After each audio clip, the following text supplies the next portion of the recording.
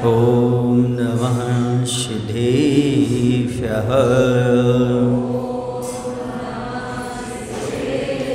ॐ नमः सिद्धेभ्यः। कारुण्यमुक्कारम् अर्हन्ताडमतहेव सिद्धाडम् आर्योच्छायाडं लोयम्येषो साहुरं लोयम्येषो साहुरं। बोलिए अहिंसा परमो धर्म की। देवाय देव श्री मूलनायक शंभुनाथ भगवान की, आचार्य कुंद महाराज की, आचार्य गुरुदेव भगवान श्री विद्यासागर जी महाराज की।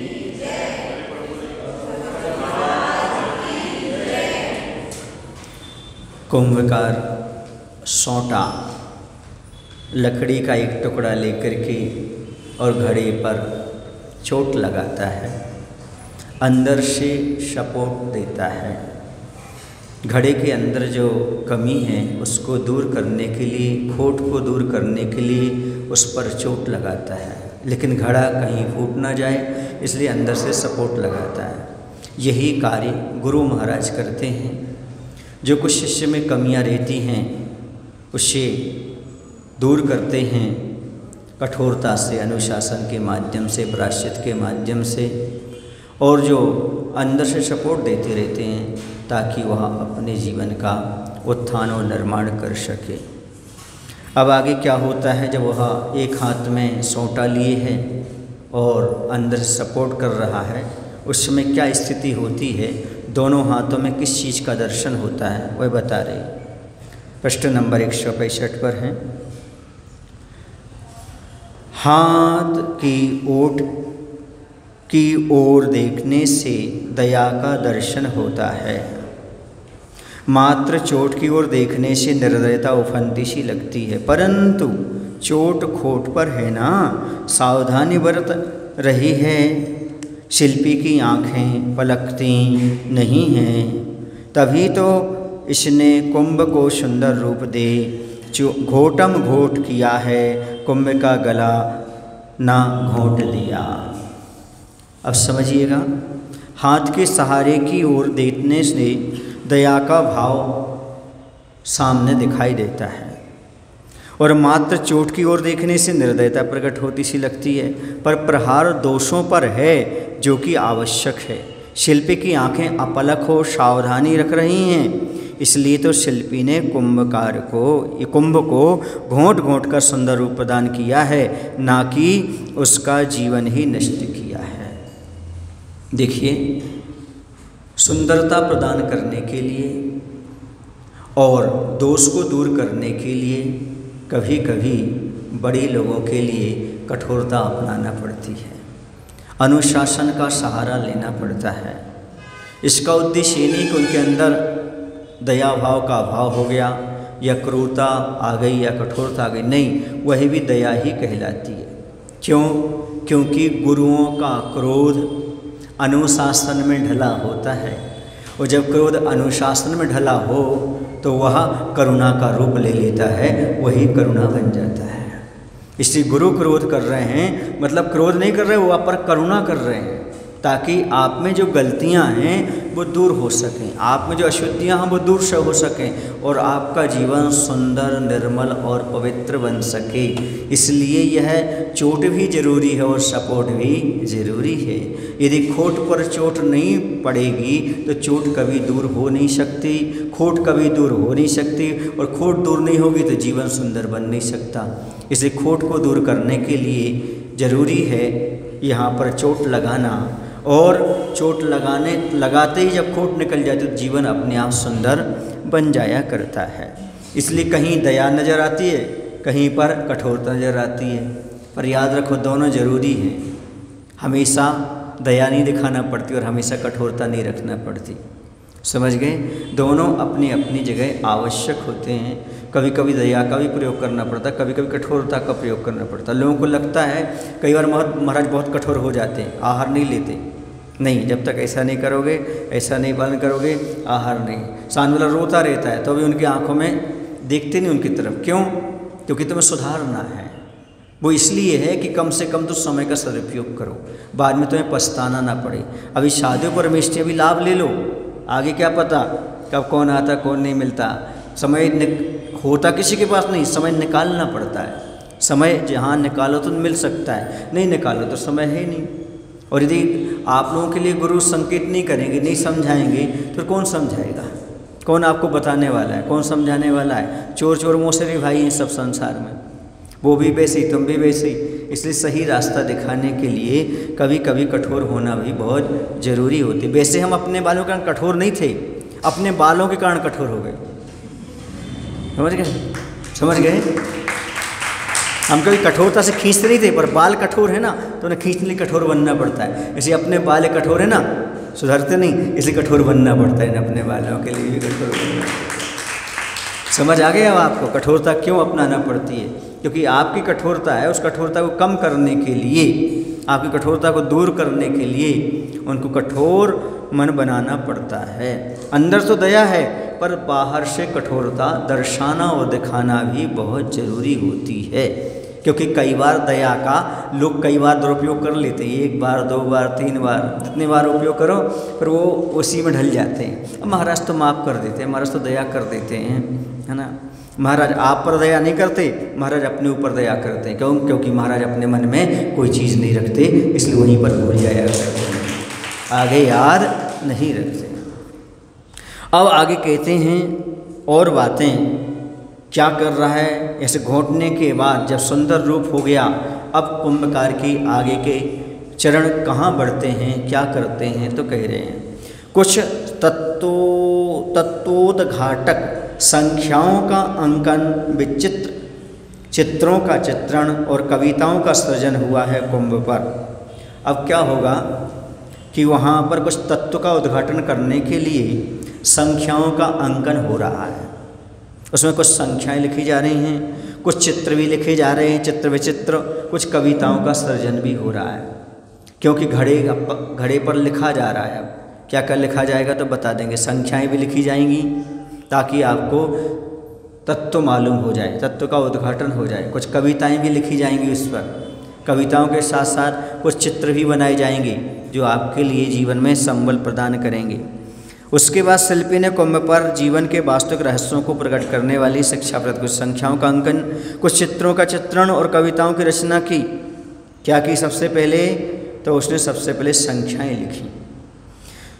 99 और 9 की संख्या जो कुंभ के कर्ण स्थान पर आवरण सी लगती अंकित हैं, अपना अपने परिचय दे रही हैं। एक क्षार संसार की द्योतक है, एक क्षीर सार की। एक से मोह का विस्तार मिलता, एक से मोक्ष का द्वार खुलता है। 99 संख्या को 2 आदि संख्याओं से गुणित करने पर भले ही संख्या बढ़ती जाती उत्तरोत्तर, परंतु लब्ध संख्या जो परस्पर मिलाने से 9 की संख्या ही शेष रह जाती है। यथा, अब आगे पढ़े तो यहाँ पर क्या लिखा जा रहा है?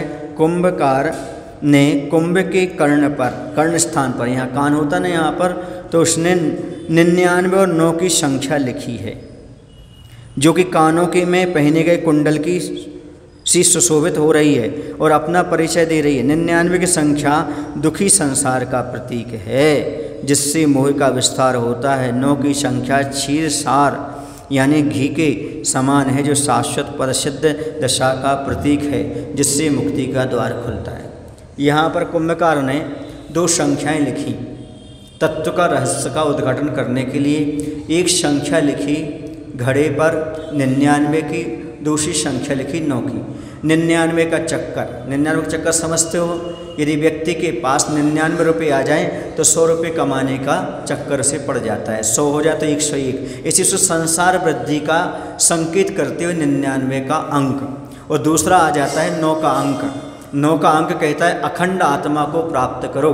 अभी तक यह आत्मा खंड खंड होती चली जा रही है, हमारी आत्मा अखंड है।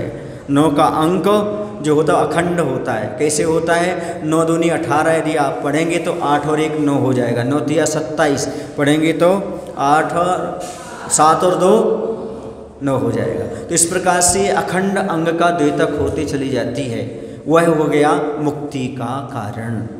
एक संसार का संकेत करती 99 की संख्या और 9 की संख्या मुक्ति का संकेत करती है। इस रहस्य का उद्घाटन वाली संख्याओं का अंकन वहाँ पर किया जा रहा है कुंभकार के द्वारा। ये यहाँ पर कह रहे हैं।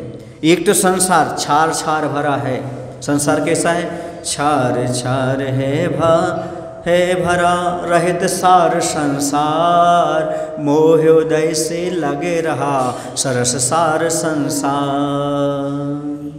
छार छार भर है भरा।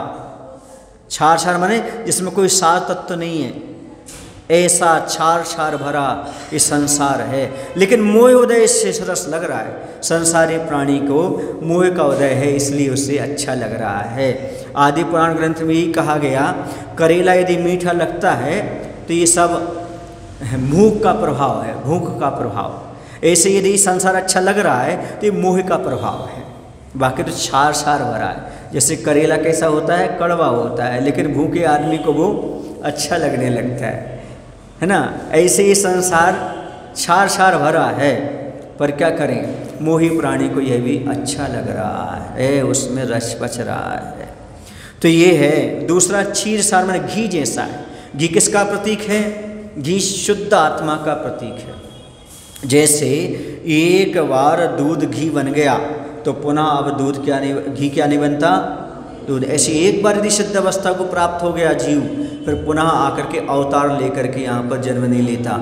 एक बार शुद्ध हो गया तो वह संसार में नहीं आता, अवतार नहीं लेता। जैन दर्शन अवतार बात को नहीं मानता। उसी प्रकार से यदि आप टनों टन पानी भरा हुआ है, उसमें यदि एक बूंद घी की डाल दो तो कहाँ जाएगा? ऊपर आ जाता है, अलिप्त रहता है। ऐसे भगवान अलिप्त लोकाग्रवासी हो जाया करते हैं, सिद्ध परमात्मा का तो तब हो जाता है। ये है सिद्ध दशा का, एक संसार का और दूसरा सिद्ध दशा का प्रतीक है। इस प्रकार से 2 प्रकार की संख्या लिख दी गई। यथा 99 गुणित 2 बराबर 198 है ना। 1 धन 9 है ना, और धन 8 बराबर कितना हो गया? 18। 18 में आपस में कर दो तो 8 और 1 कितने हो जाएंगे? 9 हो जाएंगे। ठीक है ना। वहाँ पर ऐसे 99 गुणित 3 बराबर 200 कितनी हो गई? 97। 2 धन 9 धन 7 बराबर 18। 1 धन 8 बराबर 9।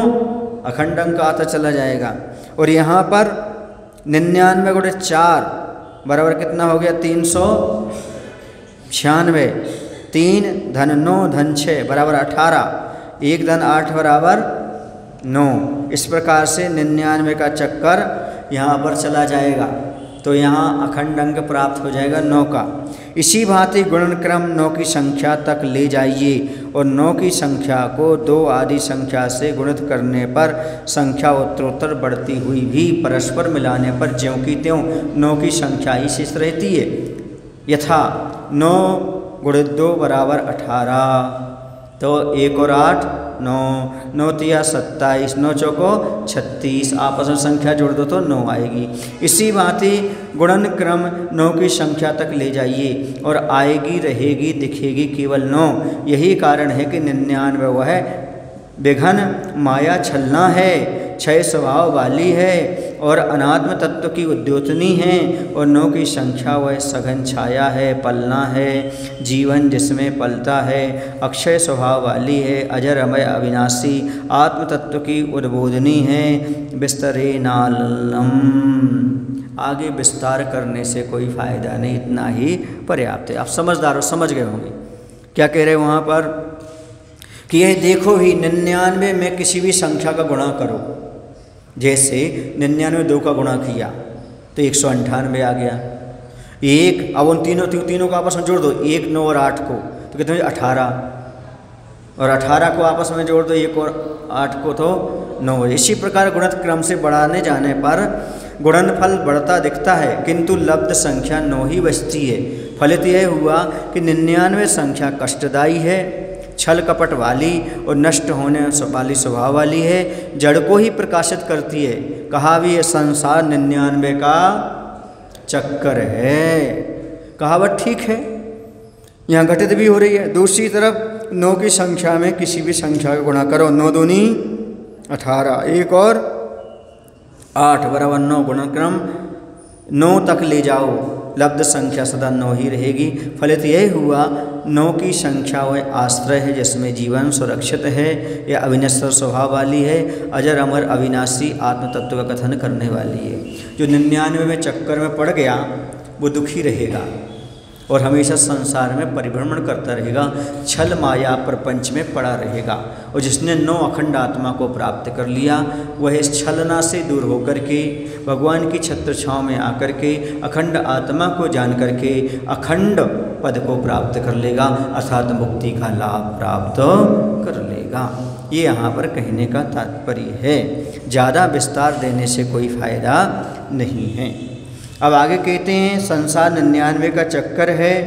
यह कहावत चरितार्थ होती इसलिए भविक मुमुक्षुओं की दृष्टि में 99 हे हो और ध्येय हो 9 नव जीवन का स्रोत। ये जो भी मुमुक्षु जन हैं, मुमुक्षु माने मोक्ष की इच्छा रखने वाले, मुमुक्षु किसे कहते हैं?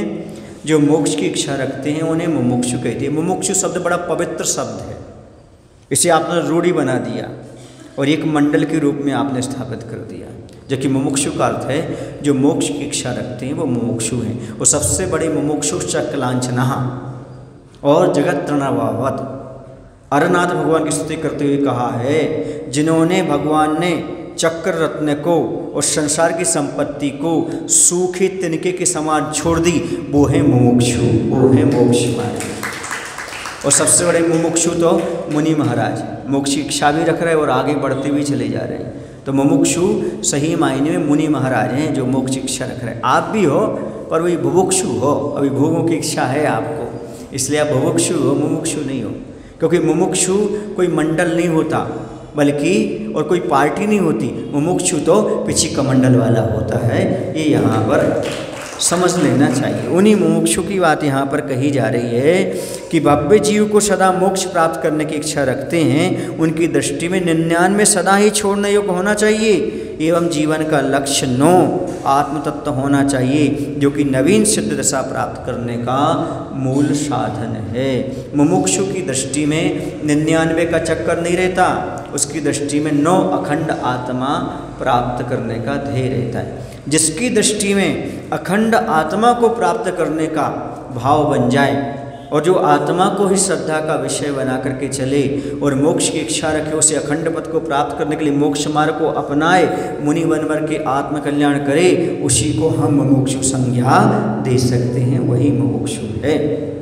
वह कभी 99 के चक्कर में नहीं पड़ता। जो 99 के चक्कर में पड़ा है वह मुमुक्षु नहीं है, वो तो बुभुक्षु है। जो 9 के अंक में पड़ा है अर्थात अखंड आत्मा को पा रहा है, वही सच्चा मुमुक्षु है, वही सच्चा सम्यक दृष्टि मुमुक्षु।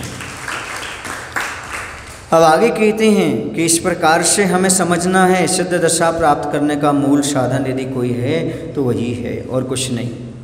अब आगे यही कारण यहाँ पर बता दिया गया, नव जीवन का स्रोत यदि कोई है तो वही अखंड आत्मा को पाने का है और नव जीवन वही है जो मोक्ष पथ पर बढ़ जाए। बाकी तो सब पुराना जीवन अनादिकाल से चला जा रहा है। जब दीक्षा होती है तो आचार्य दीक्षा के समय एक ही बात बोला करते हैं, हमने कई बार उनके मुख से सुना, यह इन मुमुक्षुओं के जीवन में अभूतपूर्व घटना है, अर्थात आज तक एक घटना नहीं घटी जो आज घटना इनके जीवन में घटने के लिए जा रही है। अर्थात नया जीवन प्राप्त होने जा रहा है। अभी तक असंयम के साथ जीवन चल रहा था, अब संयम रूपी प्राण आ गए हैं, अब इनका नया जीवन संयम का जीवन आ गया है। ये अभूतपूर्व घटना बताई, ये नया जीवन मिलता है क्योंकि गुरु महाराज कान नहीं फूंकते, प्राण भी फूंकते हैं और नया जीवन प्रदान किया करते हैं। ये नया जीवन उन्हें उपलब्ध हो जाता है गुरु महाराज की कृपा से। जो व्यक्ति 99 के चक्कर को छोड़ कर के 9 अखंड आत्मा के अंग को पाने का प्रसाद करते हैं। तो यहाँ पर इस प्रकार से कहा जा रहा है, और भी कह रहे हैं, कुंभ के कंठ पर एक संख्या और अंकित है, वह है 63, जो पुराण पुरुषों की स्मृति दिलाती हमें। इसकी यह विशेषता है कि 6 के मुख को 3 देख रहा है और 3 को सम्मुख दिख रहा है 6। सुनिए, यहाँ पर 63 की संख्या है। 63 की संख्या क्या कहती है? वह 63 सलाखा पुरुषों की याद दिलाती है। 63 सलाखा पुरुष कौन कौन से होते हैं? 24 तीर्थंकर, 12 चक्रवर्ती, 9 नारायण, 9 प्रतिनारायण और 9 बलभद्र। सुधार कर लेना है, जिसने कामदेव बोला था वो सुधार कर लेना है, ठीक है। 24 तीर्थंकर, 12 चक्रवर्ती, 9 नारायण, 9 प्रतिनारायण और 9 बलभद्र, ठीक है ना। 24 और 12 36 और 9 तिया 27, कितने हो गए? 63। ये पुण्यशाली महापुरुष होते हैं जो नियम से आगे चल कर के मोक्ष प्राप्त करते हैं। यदि कोई महापुरुष बन गया तो आगे चल कर मुक्ति का लाभ होना ही होना है।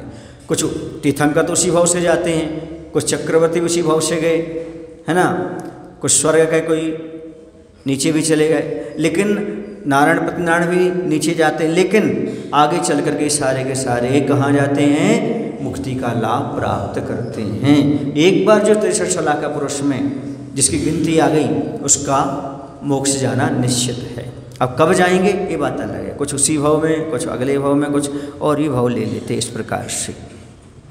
तो ऐसे पुराण पुरुषों की स्मृति दिलाते 63 संख्या। और वो क्या कहती है? 6 के आगे 3 का मुख रहता है और 3 को सम्मुख दिख रहा 6। एक दूसरे के सुख दुख में परस्पर भाग लेना सज्जनता की पहचान है, और दूसरों औरों के सुख को देख जलना, औरों के दुख को देख खिलना दुर्जनता का सही लक्षण है। जब आदर्श पुरुषों का विस्मरण होता है तब 63 का विलोम परिणमन होता है, यानी 36 का आगमन होता है। सुन लो, 2 प्रकार के आंकड़े होते हैं, एक 36 का आंकड़ा होता है, दूसरा 63 का आंकड़ा होता है। 36 का आंकड़ा क्या होता है? एक दूसरे को देखते नहीं, एक तरफ मुँह कर लेते, एक तरफ मुँह कर लेता है, 3 इस तरफ और 6 इस तरफ। और 63 के आंकड़े में दोनों के समान आ जाते हैं। जो एक दूसरे के सुख दुख में सहयोगी होते हैं, एकता के साथ चलते हैं, समझो वह 63 के आंकड़े में चल रहे हैं। और जो समाज में विघटत पैदा करते हैं, एक दूसरे से जलते हैं, दूसरे को तकलीफ पहुंचाते हैं, एक दूसरे के सुख दुख में भागीदार नहीं रहते, वह 36 के आंकड़े में चलते हैं। इसलिए आचार्य भगवंत कह रहे हैं 36 का आंकड़ा छोड़ो, समाज में एकता लाना चाहते हो, एक दूसरे के सुख दुख को पहचानना चाहते हो, भागीदार बनना चाहते हो, तो आप 63 का आंकड़ा अपनाने का प्रयास करें।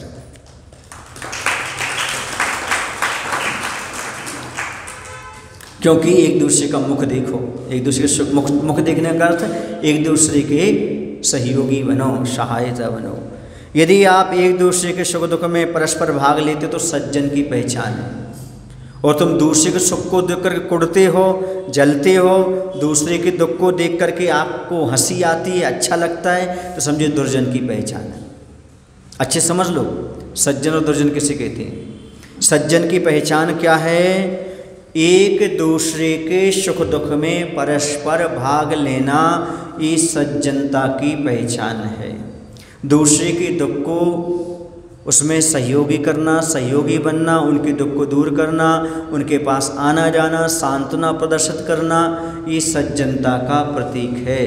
अर्थात दूसरे के दुख को अपना जैसा दुख समझना, उसके दुख को दूर करने का भाव बनाना और दुखी होना कि भाई ये दुख तुम्हारा ही नहीं है, हम सभी का है, ऐसा सांत्वना के शब्द से व्यक्त करना, इस सज्जनता का प्रतीक है।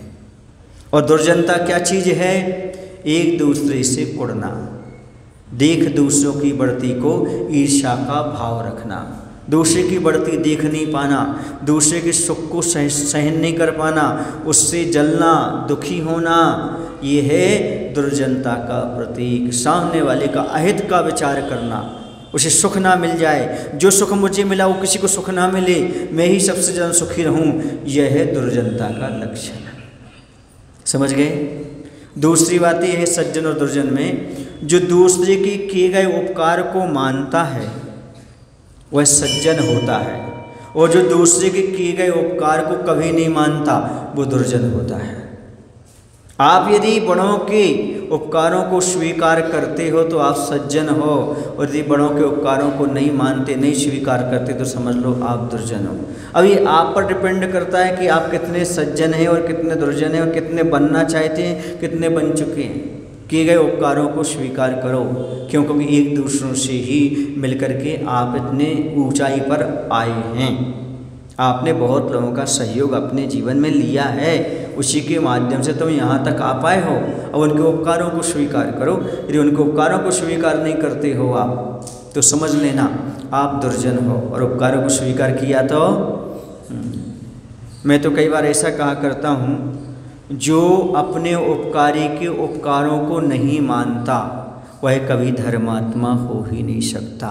धर्मात्मा तो वही है जो अपने ऊपर किसी ने सुख और गुण का कोई उपकार किया है तो उसके उपकार को जीवन पर्यंत तक याद रखना, कभी नहीं भूलना, उनका गुणानुवाद करना, बीच बीच में उन्हें याद करना, यही धर्मात्मा का सच्चा लक्षण माना जाता है।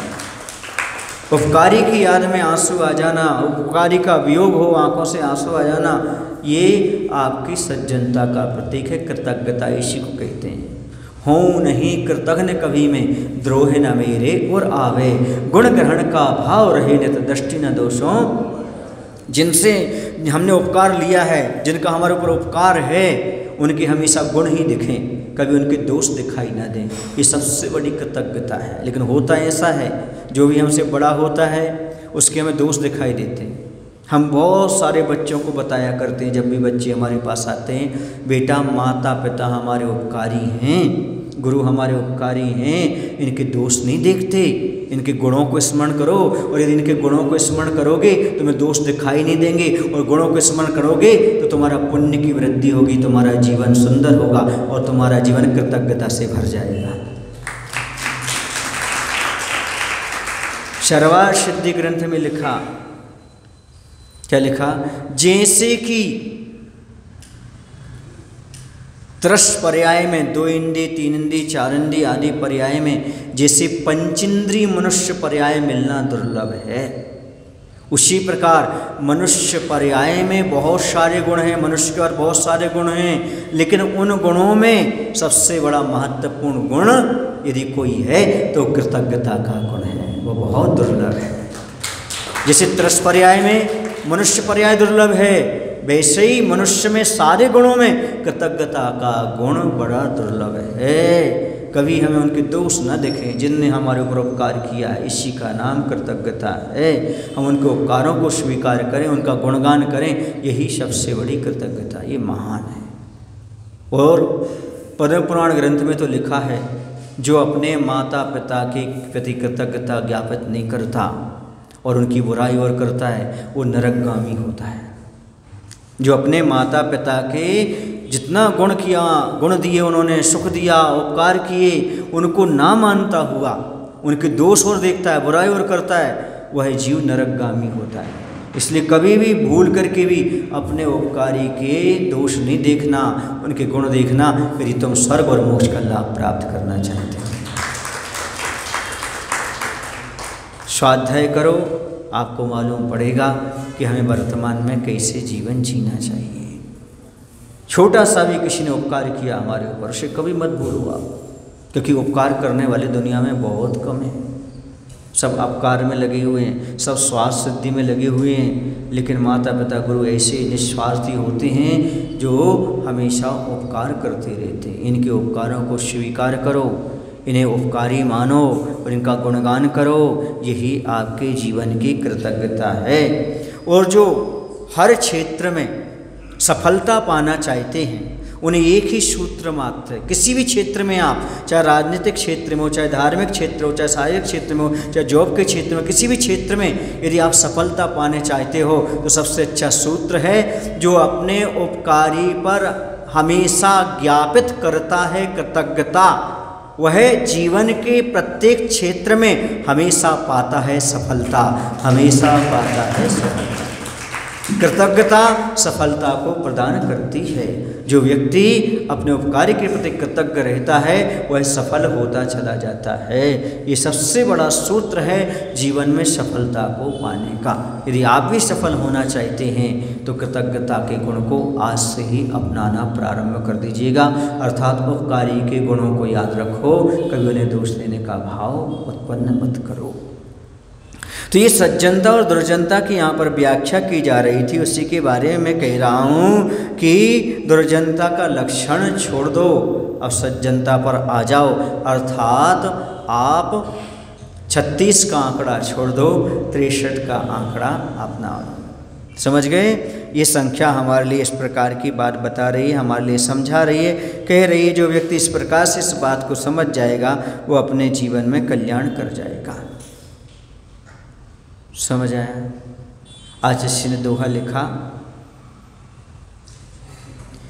ही से भी की ओर ही बड़े सभी जन लोग, 6 के आगे 3 हो विश्व शांति का योग, विश्व शांति का योग। मैं ही सही हूँ ऐसा दुराग्रह मत करो।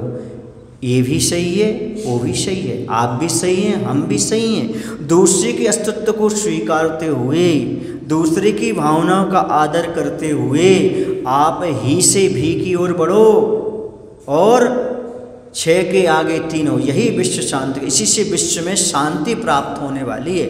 यदि विश्व में शांति आएगी तो इसी से आएगी।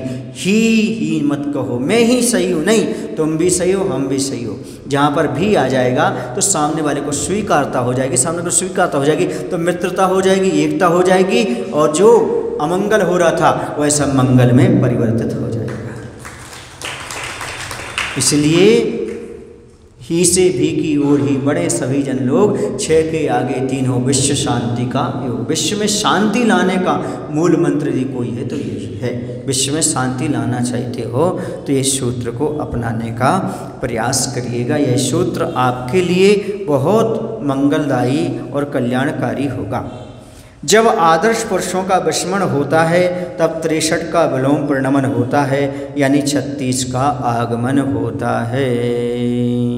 यहाँ पर ये बात कही जा रही है कि भाई ये संसारी प्राणी दूसरों को दुखी देखकर प्रसन्न होना और सुखी देखकर ईर्ष्या से जलना, ये दुर्जनता के प्रतीक में बह रहा है। ये क्यों बह रहा है?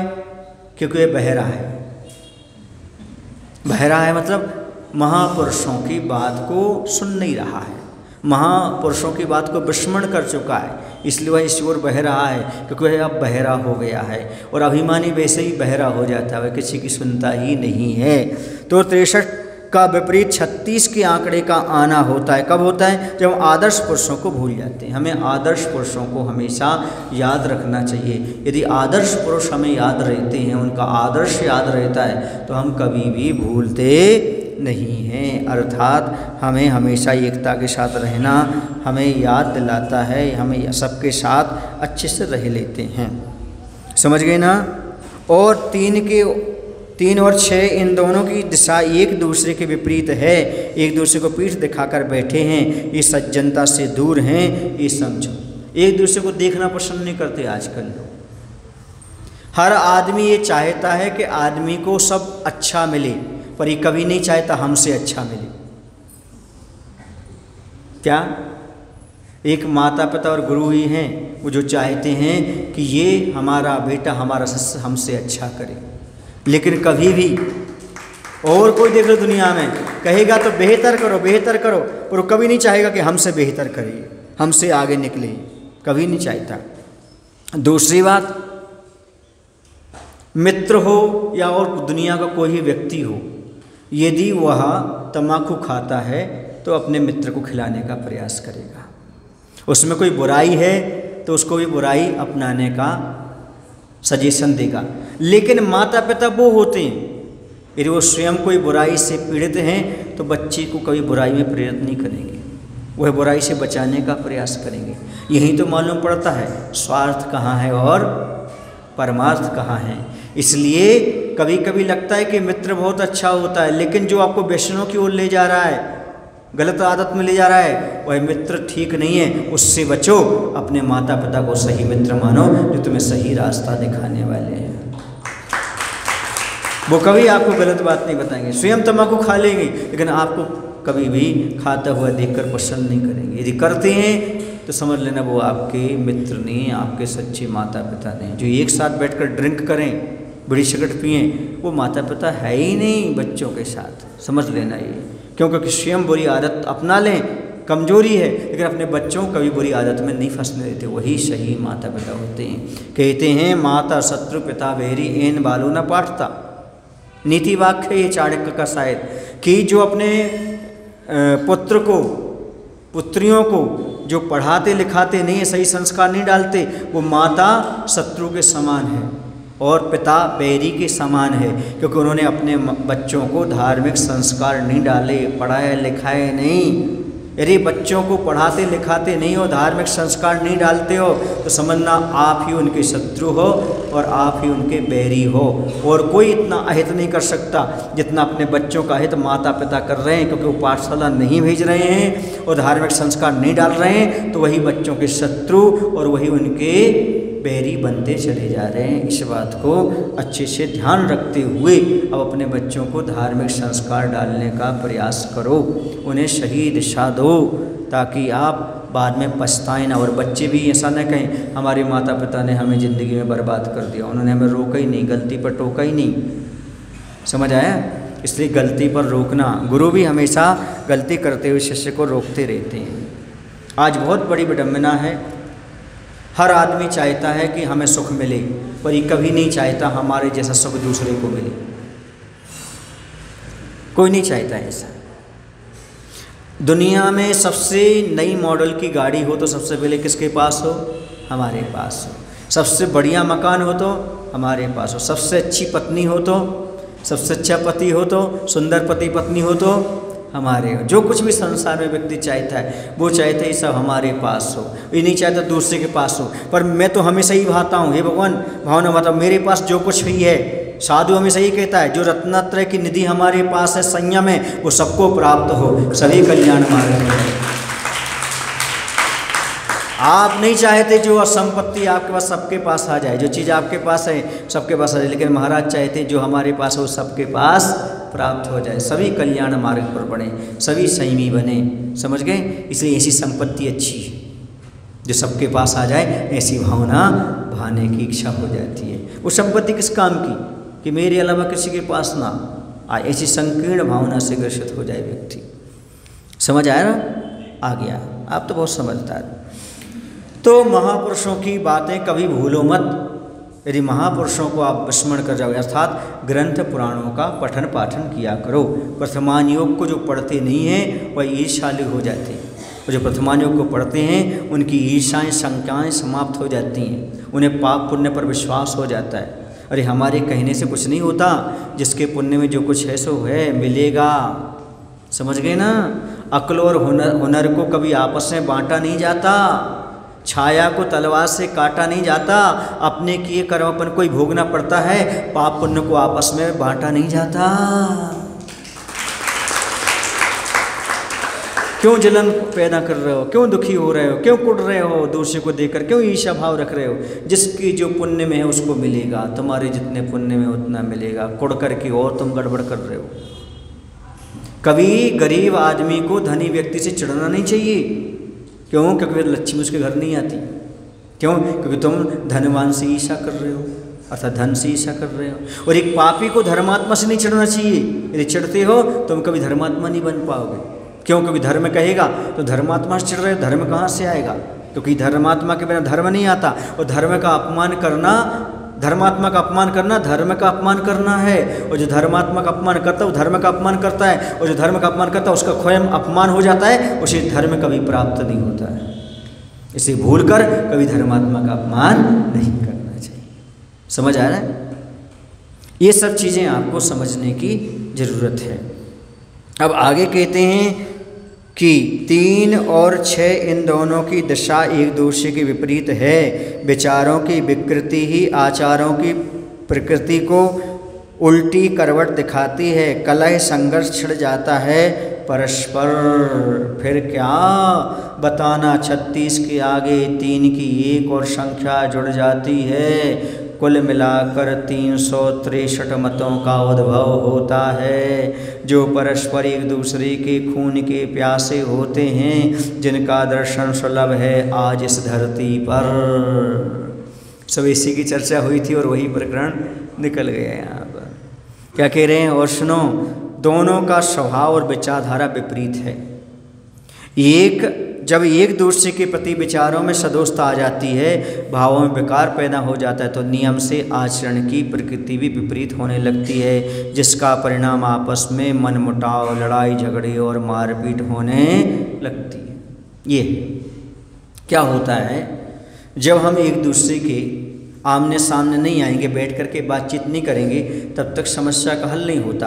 उन्होंने अपनी एक धारणा बना ली, और दोनों एक दूसरे का मुख देखना नहीं चाहते, धारणा बिगाड़ ली, तो उनका मत अलग हो गया, इनका मत अलग हो गया। अब दोनों के मत और विचार अलग हो गए तो आचरण भी अलग हो गया, उनका आचरण अलग हो गया, उनका आचरण अलग हो गया। अब दोनों के आचरण में टकरार होती, वो कहते ये सही है, और ऐसे सही कहने में दोनों लड़ जाते हैं और लड़ाई झगड़े समाज में पैदा हो जाते हैं। धर्म सब भूल जाते हैं, लड़ाई झगड़े शुरू हो जाते हैं।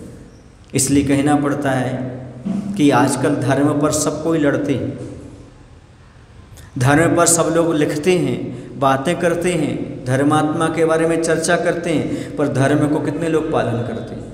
धर्म को बहुत लोग अपने जीवन में पालन करना चाहते हैं। सब धर्म के तवे पर स्वार्थ की रोटी सेंकने में लगे हैं। इसलिए कभी भी धर्म के तवे पर स्वार्थ की रोटी मत सेंको। अब तो कम से कम परमार्थ की ओर बढ़ो, अपने जीवन में कुछ तो धर्म को स्वीकार करो, धर्म को अंगीकार करो। कब तक ऐसे पड़े रहोगे? क्यों? क्योंकि 36 जब आता है तो उसके आगे एक 3 और आ जाता है, 3 लोग अलग अलग हो जाते हैं, फिर 363 मत की उत्पत्ति हो जाती है, जो आज संसार में देखने को हमें मिल रही है। यही 363 मत हैं जो मिथ्यात्व में पड़े हुए हैं, क्रियावार या क्रियावादी, इस प्रकार से सब संसार में, इस धरती में सुलभ हैं। एक बात और ध्यान रखना, संप्रदाय और मत कषाय के कारण पैदा होते हैं और धर्म कषाय की मंदता से पैदा होता है।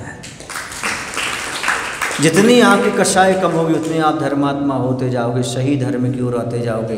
वरना कषाय बांध लोगे तो कहीं अलग से संप्रदाय की पैदा कर दोगे, कहीं मतांतर पैदा कर दोगे। यदि सही धर्म को पाना है तो कषाय से बचना पड़ेगा, अज्ञान से बचना पड़ेगा। कषाय और अज्ञान से बच गए, समझो धर्म आपके जीवन में अपने आप प्राप्त हो जाएगा। कषाय माने अभिमान, लोभ, अभिमान और लोभ के वशीभूत ही होकर के तो आदमी मतांतर में चला जाता है। कहीं धन दौलत का लोभ होता है और कहीं पद आदि का लोभ होता है। आज कितने लोग धर्मांतरण करते चले जा रहे हैं, उन्हें आजीविका का साधन मिल रहा है, पैसा मिल रहा है, वो धर्म को छोड़ते चले जा रहे हैं। क्यों? जो देश हो देवता, आज के आदमी ने ये मान लिया जहाँ से जो कुछ मिले और जो मिल जाए वही हमारा देवता, वही हमारा भगवान, इन्हें हमें ये दे दिया इसलिए हमारे भगवान, ये हमारे देवता हैं। इसलिए वह सच्चे धर्म को छोड़ करके अन्य मिथ्या मत में प्रवेश करते चले जा रहे हैं, कन्वर्ट होते जा रहे हैं। क्यों होते जा रहे हैं? क्योंकि हमें आजीविका का साधन मिल रहा, पैसा मिल रहा। ये आप लोगों के वात्सल्य का अभाव है, आप लोगों की उदारता का अभाव है। एक धर्मात्मा अन्य धर्म की ओर जा रहा है, आप वात्सल्य देते, उसका सहयोग करते तो वहाँ दीर्घायु नहीं होता। क्योंकि जितनी भी आप प्रभावना होती है वो सब वात्सल्य के अभाव में होती है, और जितनी भी प्रभावना होती है वो वात्सल्य को अपनाने से हुआ करती है। इसलिए वात्सल्य का अभाव क्यों हो रहा है? क्योंकि 36 का आंकड़ा चल रहा है। 63 का आंकड़ा अपनाओ। जिस समाज में 36 का आंकड़ा रहता है वहाँ विघटन होता है, वात्सल्य नहीं रहता। और जहाँ जहाँ 36 का आंकड़ा रहता है वहाँ पर क्या होता है? विघटन ही रहेगा। और 63 का आंकड़ा है तो समझो वहाँ पर एकता है, धर्म ध्यान अच्छे से बना रहता है, मतांतर पैदा नहीं हुआ करते। ये कुछ बातें इतनी अच्छी आचार्य जी ने समाज के सामने परोसी हैं। भरे वह निमित्त घड़े को बनाया, कुंभकार को बनाया, लेकिन आप सभी के सामने चित्रण है। आज लड़ाई झगड़े मत करो, मतांतर पैदा मत करो, जिन धर्म को समझने का प्रयास करो। कितनी सारी विकृतियां समाज में पैदा होती चली जा रही।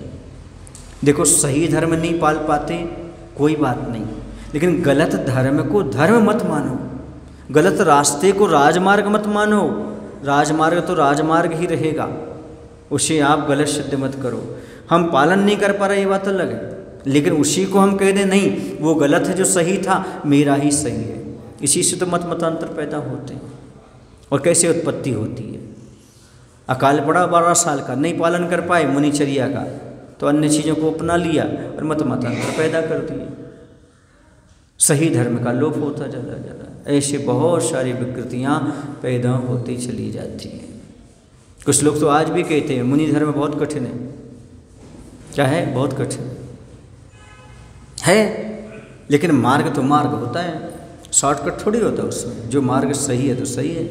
अब जिस व्यक्ति को कठिन लगा उसने मध्यम मार्ग पैदा कर लिया, उसने नए मार्ग पैदा कर लिए, लेकिन सही तो सही ही होता है। एक व्यक्ति ने कहा महाराज जी आप कैसे कह सकते हो कि जैन धर्म ही श्रेष्ठ है? मैंने उनसे कहा सब धर्मों में अहिंसा की मुख्यता है कि नहीं? बोले है। सब जगह दया की बात कही गई, त्याग की बात कही गई कि नहीं कही? हाँ सब जगह त्याग की बात कही गई। हम जाना तो आपको ग्रंथों से नहीं समझा सकते, लेकिन एक बात बता सकते हैं, त्याग धर्म है, दया धर्म है, और सबसे उत्कृष्ट दया यदि कोई होती है तो मुनि जीवन में होती है, जिन धर्म में होती है। सबसे ज़्यादा त्याग कहीं होता है, त्याग का उत्कृष्टता यदि है तो मुनि जीवन में जैन धर्म है। इसे सबसे उत्कृष्ट धर्म जैन धर्म है, हम आपको कह सकते हैं। और बहुत सारे लोग कहते हैं कि अहिंसा की बातें तो बहुत लोग करते हैं, लेकिन सही अहिंसा कौन पालते हैं? जैन ही पालते हैं। त्याग तो बहुत लोग बात करते हैं, लेकिन जैन साधु जैसा त्याग दुनिया में देखने को नहीं मिलता, आज अन्य लोगों से भी सुनने को नहीं मिलता। इसे सर्वश्रेष्ठ त्याग है, सर्वश्रेष्ठ अहिंसा है, और वो जिस धर्म में हो वही धर्म सर्वश्रेष्ठ है, ये मान करके चलेगा। ये आपके लिए तर्क सहित युक्ति सहित हमने आपको बता दिया। क्यों? क्योंकि त्याग को सब महत्व देते हैं, अहिंसा को, दया को। दया धर्म का मूल है, पाप मूल अभिमान। तुलसी दया न छोड़िए जबलों घट में प्राण, तुलसीदास भी ये लिख रहे हैं। सारे ये कहते हैं दया के बिना तो धर्म है ही नहीं। और उत्कृष्ट दया, एक बूंद अंशने पानी की दया जहाँ पाली जाती है वही सर्वश्रेष्ठ धर्म है। एक बूंद अंशने पानी। बुद्ध ने लिखा, बुद्धवग्ग नाम का एक ग्रंथ है, उसमें उन्होंने लिखा कि मैं पहले दिगंबर साधु था, हाथों से केशलुंच करता था और नग्न रहता था, हाथ में भोजन ग्रहण करता था और एक बूंद अनछने पानी की दया पालता था। पर वह मार्ग मुझे कठिन लगा, इसलिए मैंने मध्यम मार्ग की स्थापना कर दी और अष्टांग योग उसने नया प्रचार कर दिया। सम्यक वाचा सम्यक कर्मणा आदि लेकर के यह बौद्ध मत आगे निकल गया। समझ गए? इसलिए कह रहा हूँ भैया, सच्चा रास्ता नहीं अपना पाते तो आप सच्चे रास्ते के विरोध में गलत रास्ता खड़ा मत करो। मरीचि ने यही किया था, सही नहीं अपना पाया तो अन्य जगह भटक गया। ऐसे भटकने में मत पड़ो, और आप लोग भी मत ऐसे लोगों की शॉर्टकट के चक्कर में आना, उनमें भटक जाना। उन्होंने जैसा कहा आप भी चले जाओ, वरना नहीं महाराज जी हमें तो 4 बातें जहाँ अच्छी मिलती ना वहाँ हम बैठ जाते हैं। हम ये भेद नहीं करते ये क्या पढ़ा रहे, कौन पढ़ा रहे, कौन है क्या है। हम तो अच्छी अच्छी बातें निकाल लेते हैं, बाकी छोड़ देते हैं। पर याद रखना, एक लड्डू में जहर मिलाया गया है, वो पूरे अंश में बैठ चुका है। वो ऐसा मत समझो अलग अलग है। हाँ, खाओगे तो कहीं से भी खाओगे तो भी आपको उसकी कहीं ना कहीं से तो अंदर प्रताड़ना होगी। इसलिए ऐसा लड्डू खाओ ही नहीं। मनमोहक लग रहा है, देखने में अच्छा लग रहा है, पर नहीं। इसलिए ऐसी सभाओं में कभी नहीं बैठना चाहिए जहाँ पर त्याग की अवहेलना होती हो, जहाँ अहिंसा की अवहेलना होती हो। हमेशा त्याग की और अहिंसा धर्म की जहाँ पर बात कही जाती हो वहाँ पर आपके लिए स्वाध्याय आदि सभा आदि में बैठना चाहिए। तो ये मतांतर पैदा इसलिए हो जाते हैं क्योंकि हम सही तत्व को जानना ही नहीं चाहते, महापुरुषों की बातों को भूल जाते हैं और हमारे विचार विकृत हो जाते हैं, तो आचार भी विकृत हो जाते हैं। विचारों को संभालें। बोले महावीर भगवान की जय। आचार्य विद्यासागर जी महाराज की जय। हे प्रभु, हम सभी को इतनी शक्ति इतनी बुद्धि देने की कृपा करें ताकि हम अपने उपकारी के प्रति कृतज्ञता ज्ञापित कर सकें एवं समाज में, परिवार में कभी भी 63 का आंकड़ा अपना कर चलें, कभी भी 36 का आंकड़ा ना अपनाएं। एक दूसरे से हम बातचीत करना कभी बंद ना करें, आपस में बैठकर भोजन पानी करना बंद ना करें, बल्कि सामूहिक भोजन और सामूहिक भजन हमेशा करते रहें। ऐसी शक्ति, ऐसी बुद्धि देने की कृपा करें। नमो शिवाय। जावाणी के ज्ञान ते सूझे लोकालोक, सोवाणी मस्तक धरो सदा देते हो लोग। हे जिनवाणी भारती माँ तो जपो दिन रेन, जो तेरो शरणागत